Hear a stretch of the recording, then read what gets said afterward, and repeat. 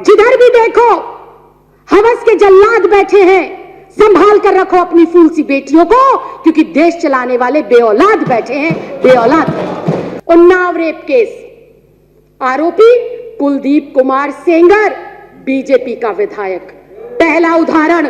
दूसरा उदाहरण, आसिफा 8 साल की मासूम बच्ची, कठुआ जम्मू का केस, इसमें भी आरोपी बीजेपी के नेता पाए जाते हैं। शाहजहांपुर यूपी का केस, चिन्मयानंद स्वामी एक बेटी को ब्लैकमेल कर रहा था, निवस्त्र होकर उससे मालिश कराता था। कौन है वो आदमी? वो है पूर्व गृह राज्य मंत्री बीजेपी की सरकार का।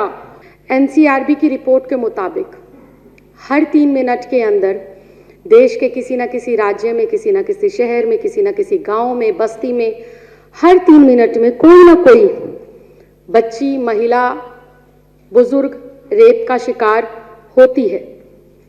लेकिन दुर्भाग्यवश स्थिति ये है कि ना तो देश की महिला बाल विकास मंत्री के पास अपराधियों के खिलाफ कार्रवाई करने का समय है, ना पीड़िता के परिवार से मिलने का समय है, लेकिन उनके पास लाल किले में गीता प्रेरणा महोत्सव के अंदर फोटो खिंचवाने का समय है।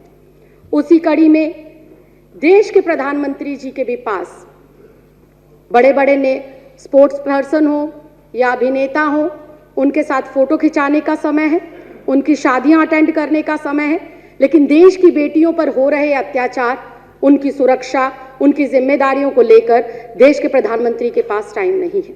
उसी प्रकार देश के गृह मंत्री श्री अमित शाह जी, उनके पास अंधेरी काली रात में सरकार बनाने का पूरा समय है, उनके पास विधायक खरीदने का समय है, लेकिन देश की बेटियों की सुरक्षा सुनिश्चित हो, देश की सुरक्षा सुनिश्चित हो, इसके लिए देश के सुरक्षा गृह मंत्री के पास समय नहीं है।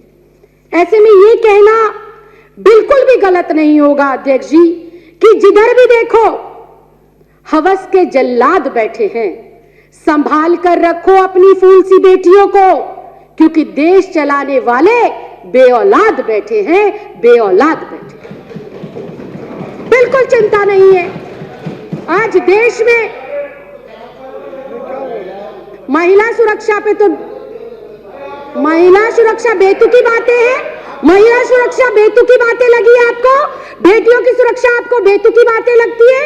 अध्यक्ष जी, इनका शब्द निकलवाए, आप पहले कार्रवाई से बेतुका शब्द निकलवाएं। मैं आपको शर्म आनी चाहिए, केंद्र में आप बैठे और बेटियों के साथ ऐसी हरकतें हो रही है, आपको शर्म आनी चाहिए। अगर किसी बेटी के साथ अत्याचार होता है और उसके खिलाफ कोई प्रोटेस्ट करता है तो आपकी दिल्ली पुलिस उसको उठा के जेल में डालती है, शर्म आनी चाहिए, डूब के मर जाना चाहिए आप लोगों को।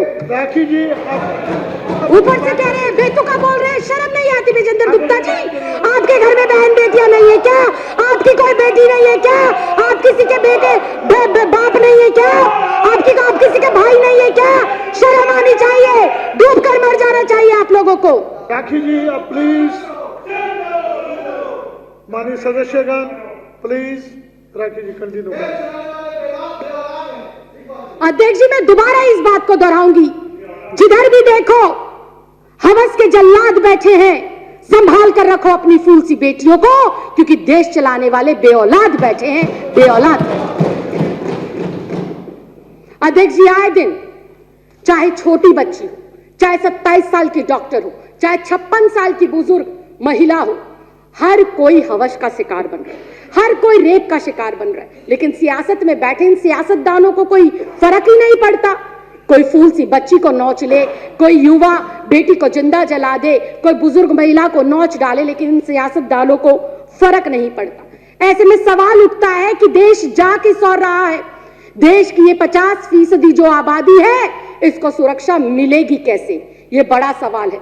और अध्यक्ष जी, देश की इन बेटियों को, देश की इन महिलाओं को, देश की इस आधी आबादी को सुरक्षा जब मिलेगी जब केंद्र में बैठी हुई सरकार की मानसिकता बेटियों के सम्मान में हो, जब केंद्र में बैठी हुई सरकार की जो सोच है वो महिलाओं को सम्मान देने की हो। लेकिन आज अध्यक्ष जी, बड़े ही दुख के साथ कहना पड़ रहा है कि दुर्भाग्यवश देश की केंद्र में ऐसी सरकार बैठी है जो आए दिन महिलाओं पर हो रहे अत्याचार और कुकर्म में खुद लिप्त पाई जाती है। इसके मैं पुख्ता उदाहरण पेश करती हूं।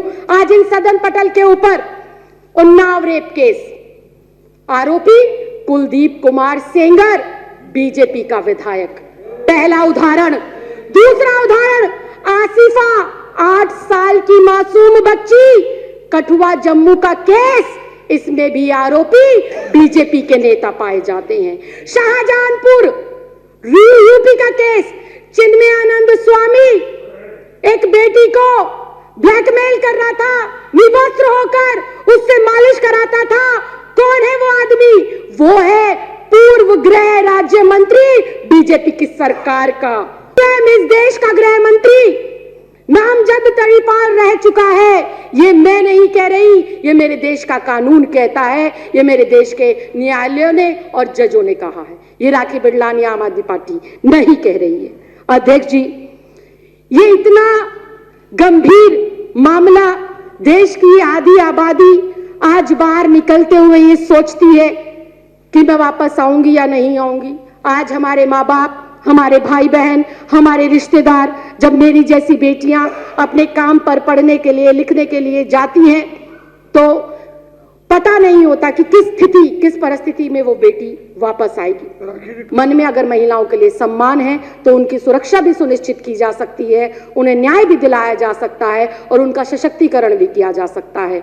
मैं उम्मीद करूंगी कि देश में आज जो स्थिति है वो स्थिति भविष्य में ना हो, इसके लिए आज हर एक बेटी को जागना होगा, हर परिवार के सदस्य को जागना होगा और उखाड़ कर फेंकना होगा ऐसी मानसिकता के नेताओं को जो मानसिकता वो महिलाओं के विरोध में रखते हैं और जो उनकी मानसिकता महिला विरोधी झलकती है।